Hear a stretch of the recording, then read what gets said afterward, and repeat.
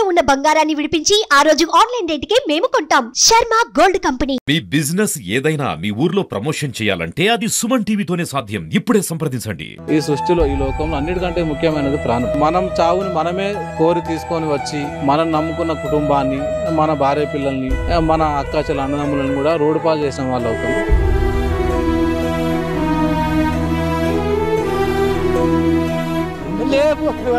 కూర్చుకుని పోయిడు అంటే కూర్చుకుని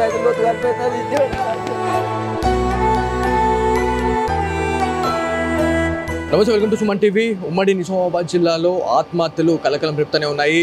ఎస్ఐ సాయి కుమార్, అదేవిధంగా శృతికి సంబంధించి ఎవరైతే మనకి కానిస్టేబుల్ శృతి, కంప్యూటర్ ఆపరేటర్ అనేటువంటి నిఖిల్, వీళ్ళు ముగ్గురు కూడా ఆత్మహత్య చేసుకోవడం జరిగింది. మరి ఇది ఆత్మహత్యనా లేకపోతే హత్యనే అనే దానిపైన అయితే చాలా వరకు కూడా చాలా మంది ఇవాళ అనుమానపడతా ఉన్నారు. సో సాయి కుమార్ వాళ్ళ బంధువులు ఉన్నారు, ఒకసారి వాళ్ళతో మాట్లాడదాము. నా బిడ్డ కూడా హైదరాబాద్లో పోయి సీటు కట్టి అన్ని కట్టినాక చేసినాక ఆడ ఇట్లా తువ్వో టీచర్ దూరం ఉందట బస్సు ఎక్కడానికి కాలేజీకి పోతేందుకు. ఇక ఇప్పుడు పోతున్నాక ఉంటారుగా బడకాయ కాళ్ళు, పోతున్నావా చేస్తున్నావా అని ఒక్కటే రోజు ఆయన కథ మమ్మీ ఇంటికి వచ్చేసింది. కాడికి వెళ్ళి 30,000 పోతే అని చెప్పి అప్పుడే దొరకాల్సి మళ్ళీ కామరెట్లో మళ్ళీ కట్టిండు. కామరెట్లో చదువుకుంటుంది నా బిడ్డ. ఇక్కడ ఎవరెవరు ఉంటుండే సాయి కుమార్ గారితో? అంటే మీ కుటుంబీకులు ఎవరైనా, మీ ఫ్యామిలీ మెంబర్స్ ఎవరైనా ఉంటుండేనా?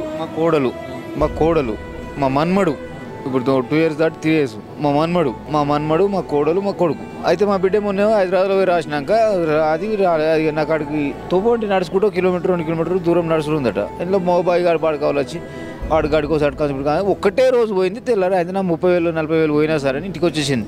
వచ్చేస్తే మళ్ళీ కామరేట్లో మళ్ళీ 10,000 ఎక్కువ అవుతున్నాయి అంటే ఈడ కట్టిండి. ఇప్పుడు ఈయనే ఉండి చదువుకుంటుంది ఆమె. మా కొడుకు దగ్గరికి వెళ్ళి చదువుకుంటుంది. అయ్యో, అయితే మొన్న 3 రోజులు నాడు ఇంటికి వచ్చిరాలు. ఈ 3 రోజులు ఇంటికి వచ్చారు.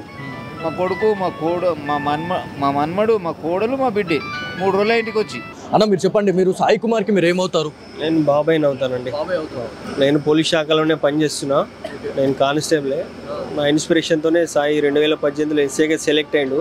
ఆయన ఇక్కడ మీ జిల్లాలోనే ఇంతకుముందు బిక్నూరులో, బీబీపేటలో చేసాడు, ఇప్పుడు బిక్నూరులో చేస్తున్నాడు. అంటే మృదు స్వభావి, మంచి ఫ్రెండ్షిప్ మెయింటైన్ చేస్తాడు.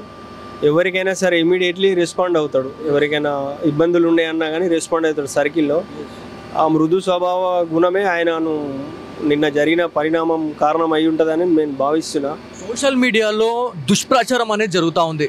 అంటే సాయి కుమారే శృతికి కాల్ చేసి రమ్మన్నాడు, అంటే విధులు అయిపోయిన తర్వాత కూడా తను రమ్మనడానికి గల కారణం ఏంది అని చెప్పేసి చాలా వరకు కూడా న్యూస్ అనేది స్ప్రెడ్ అవుతూ ఉంది. సో దీని గురించి మీరు ఏం చెప్తారు?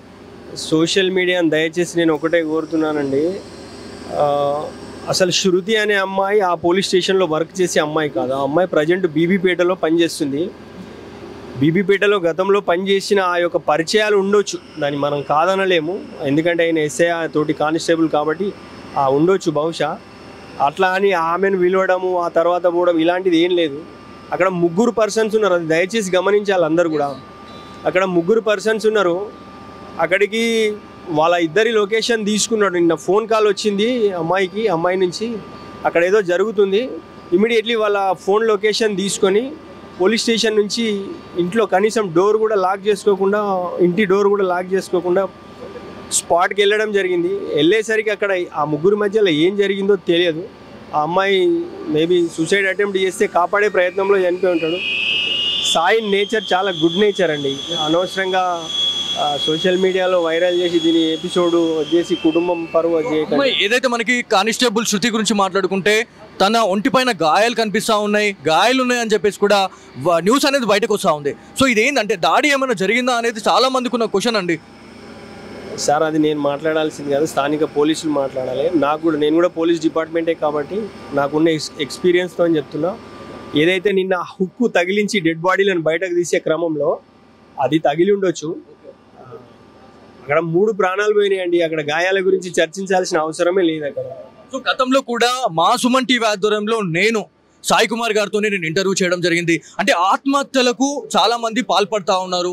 ఆత్మహత్యలే శరీరంగా చాలా మంది కూడా వాళ్ళు ఆత్మహత్య అంటే ఒక చిన్న ఏమైనా ఇబ్బంది కలిగిందంటే ఆత్మహత్యలు పోయి వేసుకుంటా ఉన్నారు అనే దానిపైన మేము ఇంటర్వ్యూ చేసినాం సాయి కుమార్ గారితోనే. సో ఆ రోజు కూడా తను గట్టిగా చెప్పారు, అంటే ఏదైనా ఇబ్బంది కలిగినప్పుడు దాన్ని ఎదుర్కొనే శక్తి మన దగ్గర ఉండాలా, కానీ ఆత్మహత్యలు చేసుకోవద్దని స్వయంగా సుమన్ టీవీ వేదికగా సాయి కుమార్ గారు చెప్పడం జరిగింది. కాకపోతే ఈ ఆత్మహత్య వల్ల అనేది అంటే అతను అంత చెప్పాడు, ఆయన చెప్పిన తర్వాత ఇవాళ ఇట్లాంటి ఇన్సిడెంట్ జరగడం అనేది అసలు మేము కూడా నమ్మలేకపోతా ఉన్నాం. సో ఆయనతో మాట్లాడిన తర్వాత ఆయనతో మేము ఎక్స్పీరియన్స్ చేసినాము.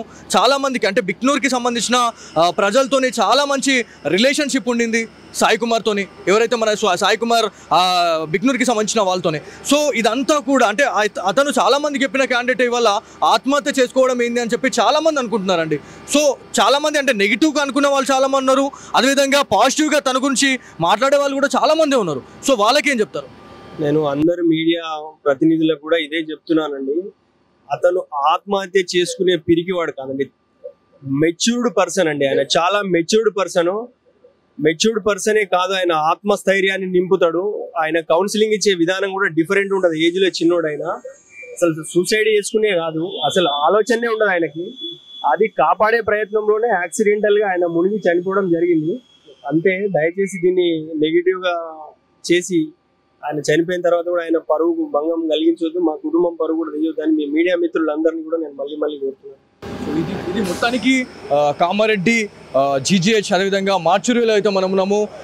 ఎవరైతే మనకి బిక్నూర్ ఎస్ఐ అయినటువంటి సాయి కుమార్ గారి మృతదేహం, అదేవిధంగా బీబీపేటకి చెందిన ఏదైతే మనకి తను విధులు నిర్వర్తిస్తూ ఉంది అక్కడ కానిస్టేబుల్గా, అక్కడ కూడా ఎవరైతే శృతికి సంబంధించిన మృతదేహం, కంప్యూటర్ ఆపరేటర్ నిఖిల్కి సంబంధించిన డెడ్ బాడీస్ ఏవైతే ఉన్నాయో పూర్తిగా కూడా ఈ మార్చురీలోనే అయితే ఉన్నాయి.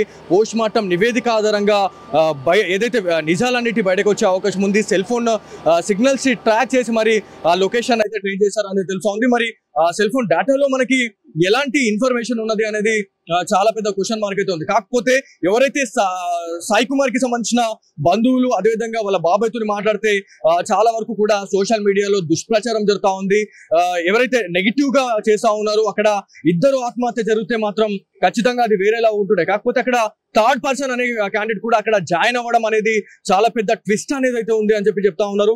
మరి అక్కడ ఏమైనా దాడులు జరిగినాయా, లేకపోతే ఎవరైతే ఎస్ఐ సాయి కుమార్ గురించి మాట్లాడుకుంటే ఎవరైతే శృతి అండ్ దాని తర్వాత కంప్యూటర్ ఆపరేటర్ నిఖిల్ వీళ్ళు ముందుకు వెళ్ళిన తర్వాతనే శృతి సాయి కుమార్కి కాల్ చేసిందా లేకపోతే ఏంది అనేది కూడా ఒక చాలా పెద్ద కన్ఫ్యూషన్ అయితే ఉంది అనేది మనకు తెలుస్తూ ఉంది. ఎవరిని అడిగినా కూడా వాళ్ళు ఒకటే చెప్తా ఉన్నారు, సోషల్ మీడియాలో మీడియా ప్రతినిధులు కూడా వాళ్ళు ఒకటే చెప్తా ఉన్నారు, దుష్ప్రచారాలు అయితే చేయకండి, చనిపోయిన వాళ్ళని కూడా ఇవాళ మళ్ళీ ఇంకా బ్లేమ్ చేస్తూ ఉన్నారు అని చెప్పేసి వాళ్ళ కుటుంబీకులు అయితే చెప్తా ఉన్నారు. ఏదేమైనప్పటికీ ఉమ్మడి నిజామాబాద్ జిల్లాలో ఆత్మహత్యలు అనేటివి ఏదైతే మనకి పోలీస్ డిపార్ట్మెంట్ లోనే ఆత్మహత్యలు అనేటివి వల్ల చర్చనీయాంశంగా అయిపోయింది. ఒక్కసారిగా ఉమ్మడి నిజామాబాద్ ఒక్కసారిగా ఉలిక్కి పడ్డది అని చెప్పేసి చాలా మంది చెప్తా ఉన్నారు. ఏదేమైనప్పటికీ సింధు శర్మ గారు కూడా ఒకటే ప్రెస్ మీట్ అయితే పెట్టడం జరిగింది.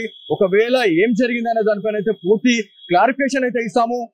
పోస్ట్ మార్టం నివేదిక ఆధారంగా మొత్తం నిజాలు అనేటివి బయట పెడతామని చెప్పేసి కామారెడ్డి ఎస్పీ అయినటువంటి సింధు శర్మ గారు అయితే చెప్పడం జరుగుతా ఉంది. సో ఇది ఇక్కడ ఉన్న తాజా పరిస్థితి. కార్తిక్తో బాలు, సుమన్ టీవీ, కామారెడ్డి నుంచి.